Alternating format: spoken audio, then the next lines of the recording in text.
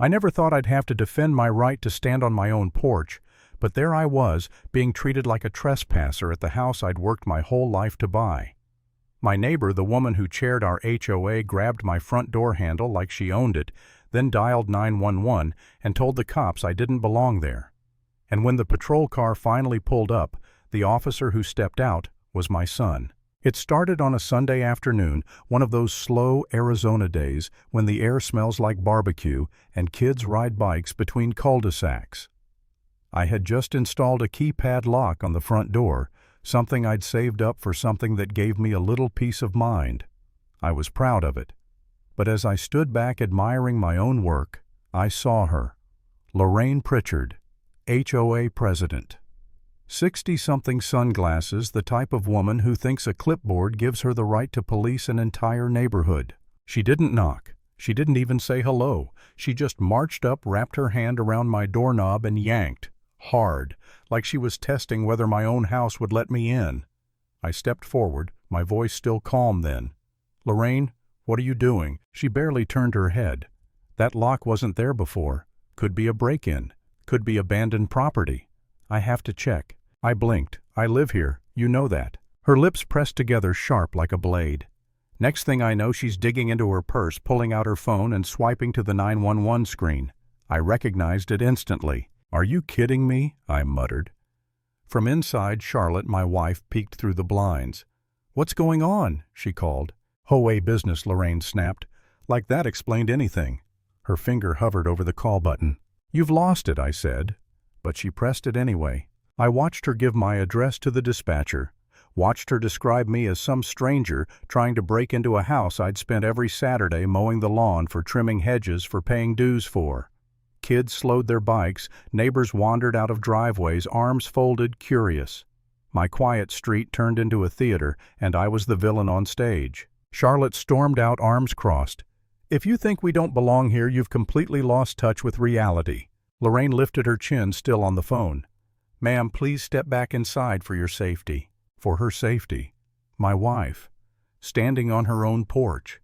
I laughed, bitter and sharp. But Lorraine didn't budge.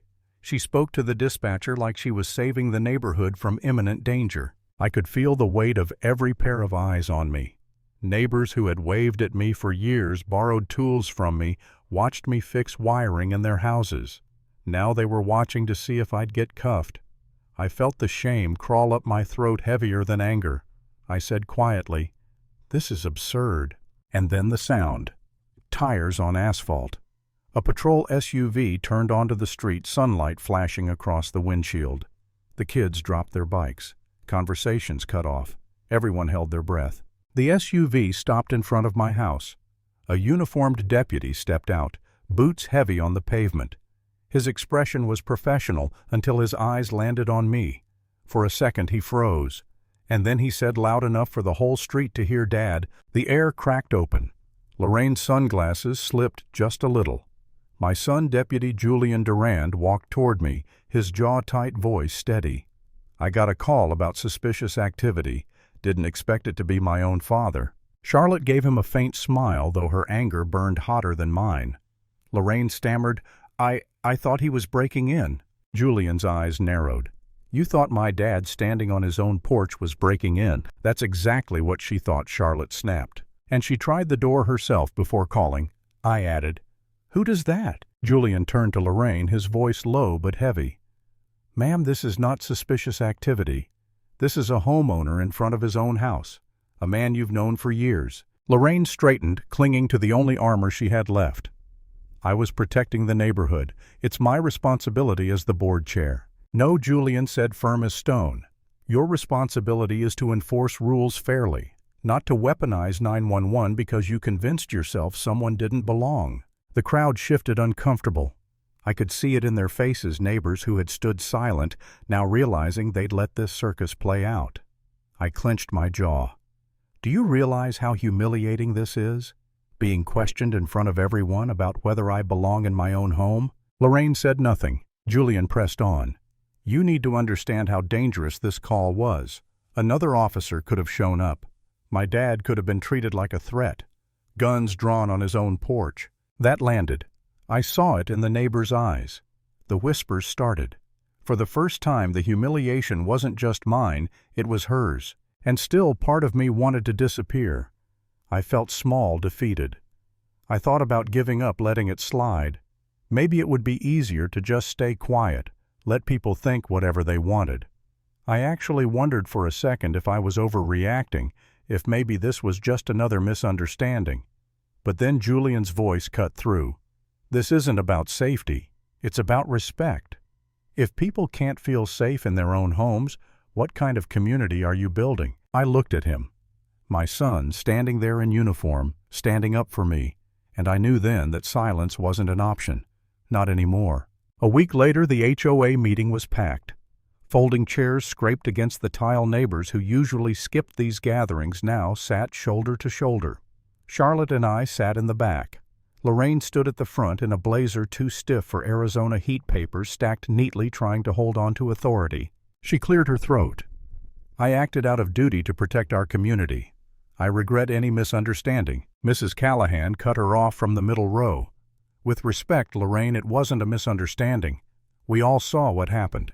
You grabbed a man's door and called the cops on your own neighbor. Gasps, murmurs. Lorraine's face tightened. Mrs. Callahan, please. But Callahan pressed. That wasn't protection. That was prejudice. The words rippled through the room. Mr. Johnson, the same man who leaned on his mailbox that day, chimed in.